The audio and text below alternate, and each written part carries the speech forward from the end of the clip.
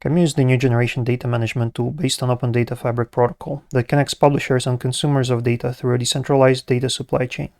It allows you to get data fast in a ready-to-use form for analysis and machine learning, ensure that it's trustworthy, and easily keep it up to date.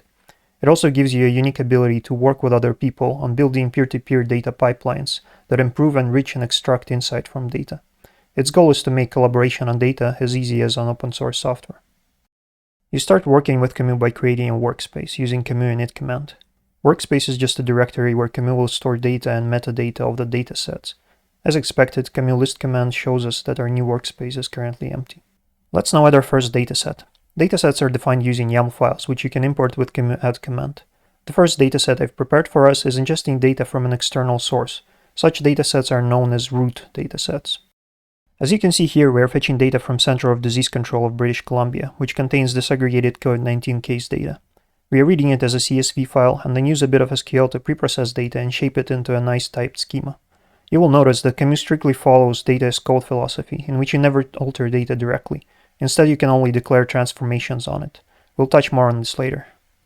If you do Kamu list again, you can see the new dataset, but it's still empty. We told Kamu where to get data from, but didn't actually fetch it yet.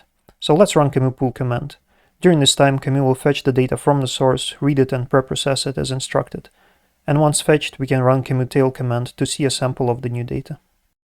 A very important aspect of Kamu is that it stores complete history of data, not just snapshots.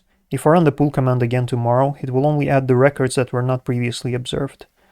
Every event that affected the dataset is stored in so-called metadata chain, which you can see by running Kamu log command. It's somewhat similar to Git history. Here we see two blocks. One at the bottom was created when we imported the YAML file and specifies the source of data.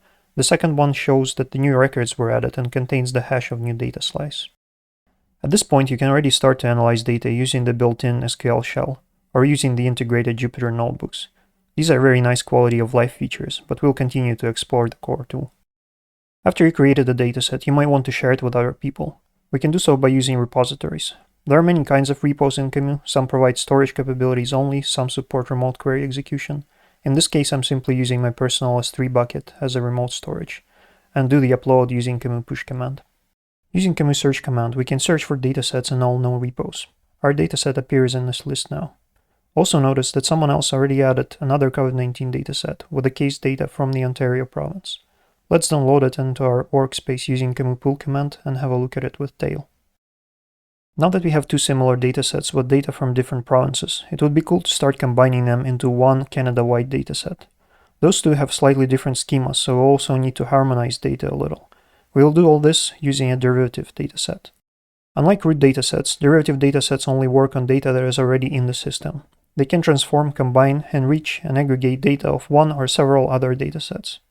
In our case, the inputs are two root COVID datasets from BC and Ontario, and our output is computed by this SQL query that harmonizes the dataset schemas and performs a union operation. Just like before, the dataset is empty until you first pull it.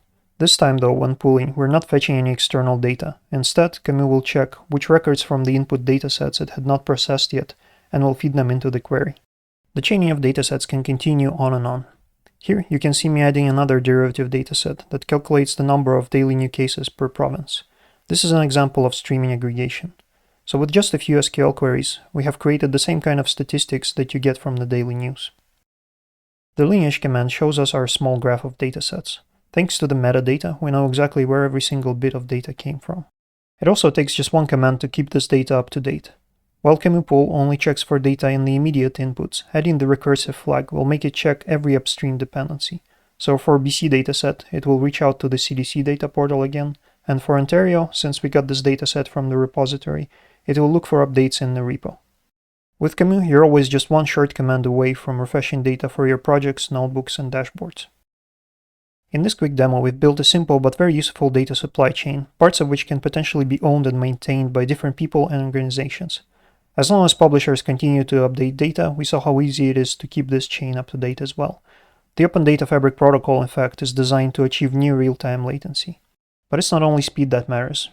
In the next video, we'll see how Kamu can help you to ensure that the data that you're using is actually trustworthy.